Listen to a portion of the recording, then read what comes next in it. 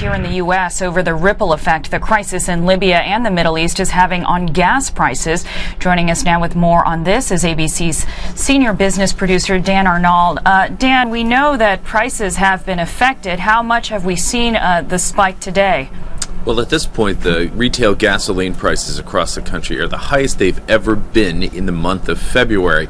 That doesn't bode well for the summer driving season. Of course, 2008 was our kind of first a rush toward a massive balloon in oil and retail gasoline prices. We remember prices well above the $4 mark in the height of the summer driving season. It certainly looks now, because of what's happening in Libya and around the world, especially in North Africa and the Middle East, we could easily be paying more than $4 a gallon come summertime. Libya produces more than 1.6 million barrels of oil per day. The country is still exporting, we understand, at this point. But how bad could things be if Libya were to suddenly halt exports? Well, global supply and demand for oil is fairly well balanced. If Libya goes offline and we lose that approximately 2% of production a day, it throws that balance out of whack. We're already seeing the effect in the price of oil just on the hint that we could see a prolonged kind of disruption of production in Libya. At this point today, oil prices in New York up more than 3.5%. We're right at $99 a barrel in New York. Could easily top $100 a barrel by the end of trading today. Dan, is OPEC doing anything just in case Libya were, if we were looking at the worst case scenario of Libya stopping exports? Well, Libya is, of course, a part of that OPEC petroleum cartel. The Saudi Arabians coming out today and saying that they would step in and increase their production to kind of make up any shortfall of Libyan production if that actually happens. The issue becomes the type of oil these countries produce. In northern Africa, you get light sweet crude.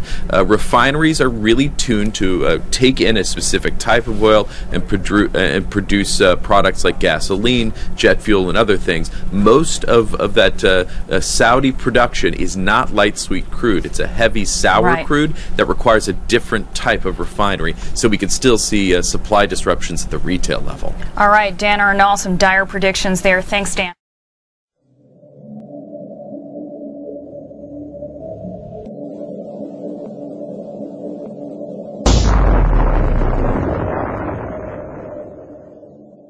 To get more now on how the crisis in Libya affects all of us here at home. The most immediate impact is coming from rising oil prices. They topped $100 a barrel yesterday. And the big question, if they continue to climb, could it cause that double dip recession we all fear?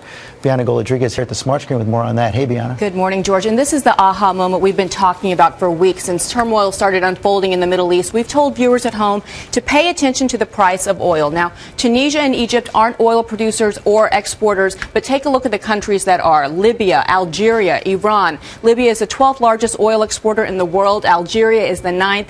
Iran is the 3rd. And we've seen oil prices spike over $100 a barrel, as you've mentioned. Now, since unrest started unfolding in Libya, we've seen a halt in the production of about 1 million barrels of oil a day. Saudi Arabia said that they would step in, but why did we continue to see oil prices rise? Because it is quality, not quantity, that matters. And Libya produces light sweet crude oil. That is the oil that's very conducive in the production of gasoline, which is why gasoline prices have spiked 13 cents just over the past month. And George, experts say that we could continue to see oil prices hover around $100 a barrel, which means we could see gasoline continue to spike up to even 25 cents higher than they are now in the coming weeks.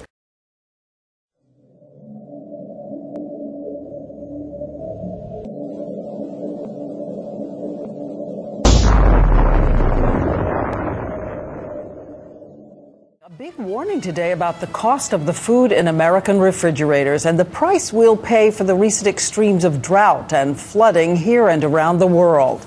And it's not just food, it's clothing too. And David Wright is in Los Angeles tonight with what we learned today. David. Good evening, Diane. You know, it used to be said that when America sneezes, the world catches a cold.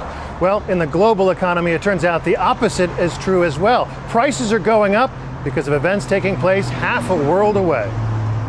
Those distant calamities in the news are having a real impact on prices here at home.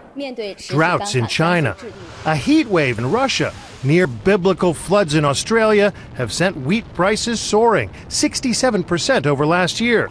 Here in the U.S., floods in the Midwest mean corn prices have jumped nearly 60% in a year. We've had extremely strange weather patterns the world over, where many crops have been destroyed, and we've actually seen a hit to the supply of food available. At the grocery store, that doesn't just mean higher prices for cornflakes and Wheaties.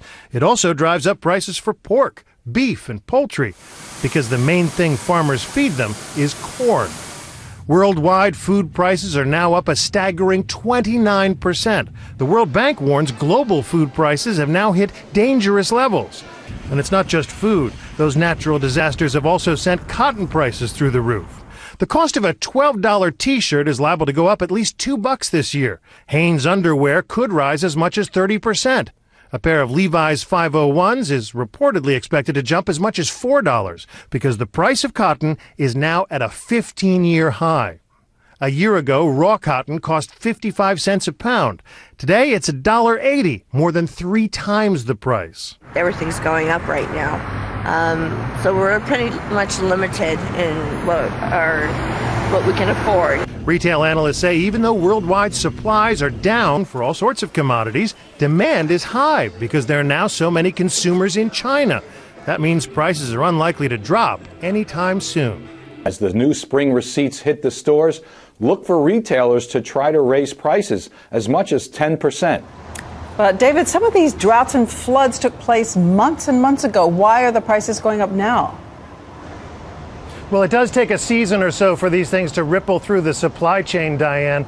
But also keep in mind that retailers are still trying to struggle to recover from the recession. So they have actually held the line on these price increases for as long as possible, even though they saw them coming miles away. So now they have begun to yield higher prices. Thank you. David Wright reporting from Southern California tonight.